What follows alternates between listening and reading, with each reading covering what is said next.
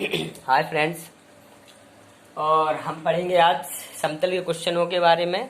जैसे कि पिछली वीडियो में हमने समतल के कुछ क्वेश्चन सॉल्व किए थे और मैंने कुछ समतल के फॉर्मूले भी बताए थे समीकरण के।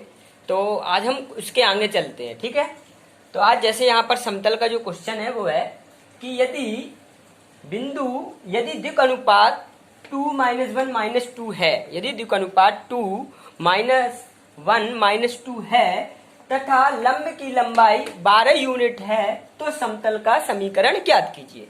Find the equation if the given the direction ratio and the length of line. ठीक है, यहाँ पर हमें इक्वेशन निकालना है। Find the equation of plane when given direction ratio 2-1-2 and the length of perpendicular is 12 unit. Okay, हमें यहाँ पर समतल का समीकरण निकालना है। तो ये यहाँ पर ध्यान दीजिए, सबसे पहले हमें ये सोचना है कि यहाँ पर हमारे पास दिया क्या क्या है। हमारे पास है दिक् अनुपात, और दिक् अनुपात को हम किससे डिनोट करते हैं, पिछली वीडियो में मैंने बताया था। a बराबर 2 है, b बराबर -1 है और c इक्वल टू -2 है। ये दिक् अनुपात हो गए।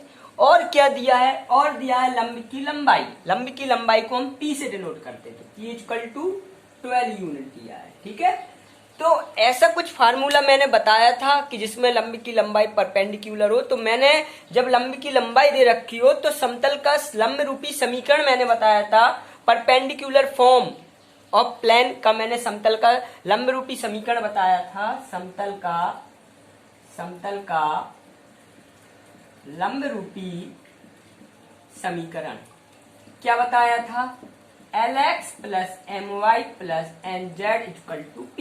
ये समतल का लंब रूपी समीकरण था, Lx plus My plus Nz equal to P।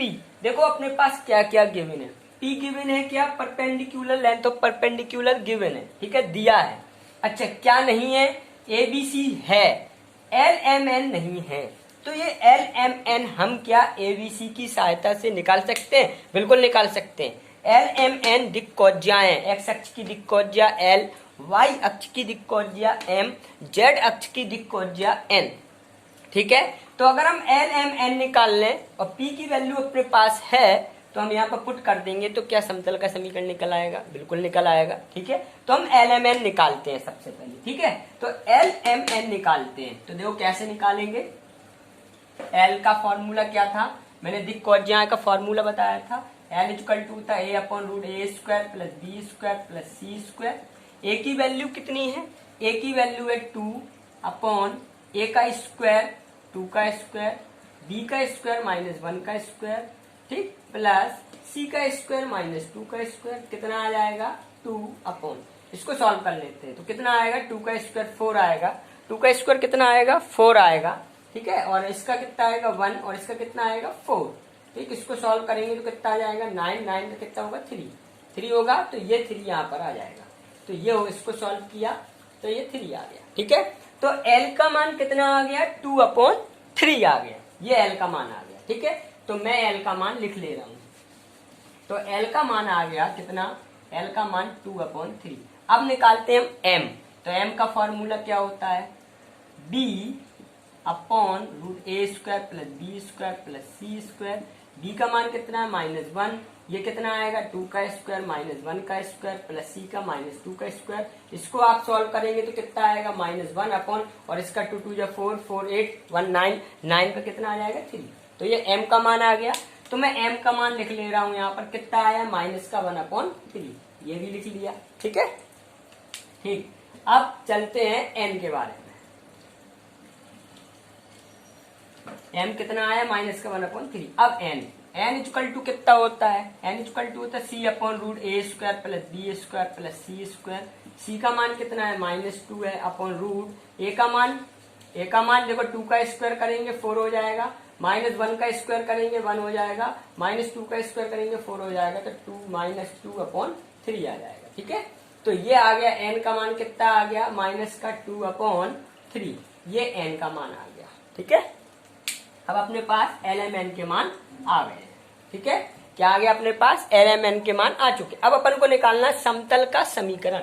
तो P की वैल्यू अपने पास है, एल एम एन के मान अपने पास है, तो समतल का समीकरण क्या होता है दोस्तों, तो समतल का समीकरण होता है L X plus M Y plus N Z equal to P, L का मान 2/3x, एम का मान माइनस का 1/3y, एन का मान माइनस का 2/3z इक्वल टू 12। पी की वैल्यू, इसको सॉल्व कर दीजिए आप, 3 कॉमन है कि यहाँ पे चला जाएगा, 36 आ जाएगा, और ये हमारा समतल का समीकरण निकल आया।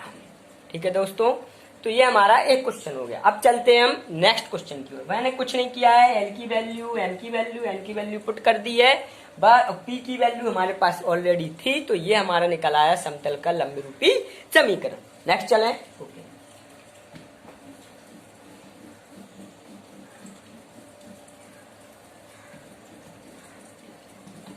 अगला क्वेश्चन चलते दोस्तों। अगला क्वेश्चन है कि मूल बिंदु से अक्ष की दूरियां, अगला क्वेश्चन है मूल बिंदु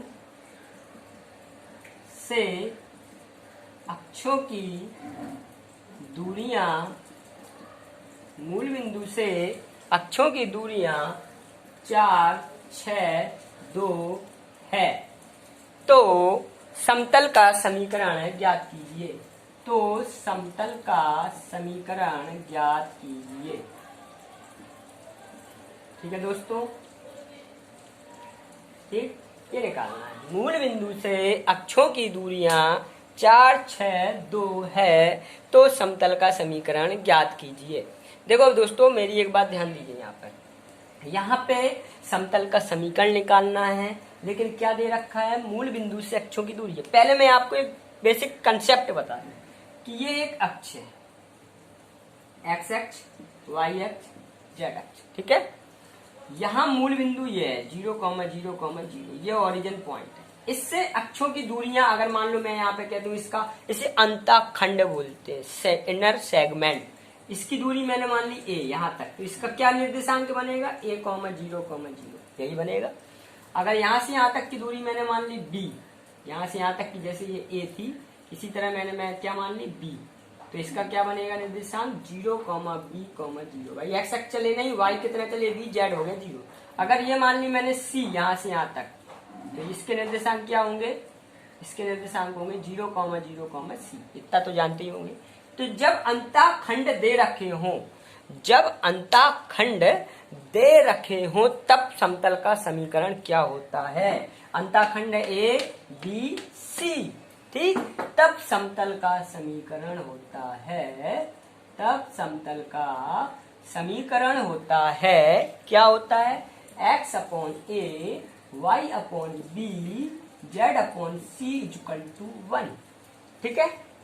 x/a, y/b, z/c = 1। ये ABC क्या है, यहाँ पे ABC यहाँ पर अंतःखंड है, यहाँ पर अंतःखंड है, अंतःखंड की लंबाइयां हैं ये, जहां अक्षों की दूरियां हैं, ये अक्षों की दूरियां हैं ये। तो यहाँ पर दूरियां देखो दे रखी है इस क्वेश्चन में, 4, 6, 2, यानी a बराबर कितना हो गया 4, तो ये 4 हो गया। b बराबर कितना हो गया 6, तो देखो ये 6 हो गया। c बराबर कितना हो गया 2, तो देखो ये 2 हो गया, है ना। तो यहाँ पे हमें कुछ नहीं करना है, a b c के मान पुट कर देना है यार, सीधा पुट कर दो। a b c के मान, x/a का मान कितना है 4, y/b का मान कितना है 6, z/c का मान कितना है 2 = 1। इसको अलग कर दीजिए, ये अपने ABC के अंतःखंड की लंबाई आ गई। ये लीजिए, इसको सॉल्व कर दीजिए, बराबर 1 आया। इसको सॉल्व करिए, तो अगर मैं इसका एलसीएम लूंगा दोस्तों, तो कितना आएगा, है कितना आ जाएगा इसका एलसीएम, इसका दोस्तों एलसीएम आ जाएगा 12। कितना आ जाएगा 12 आ जाएगा। तो 4 × 12 3x, 6 दूनी 12, 2y प्लस 2 × 12 6z = 1। तो 3x + 2y + 6z = 1, 12। ये आ गया, ये 12 यहाँ चला जाएगा। ये आ गया हमारा क्या, समतल का समीकरण। क्या आ गया ये, समतल का समीकरण। इतनी बात समझ में आ गई, ठीक है।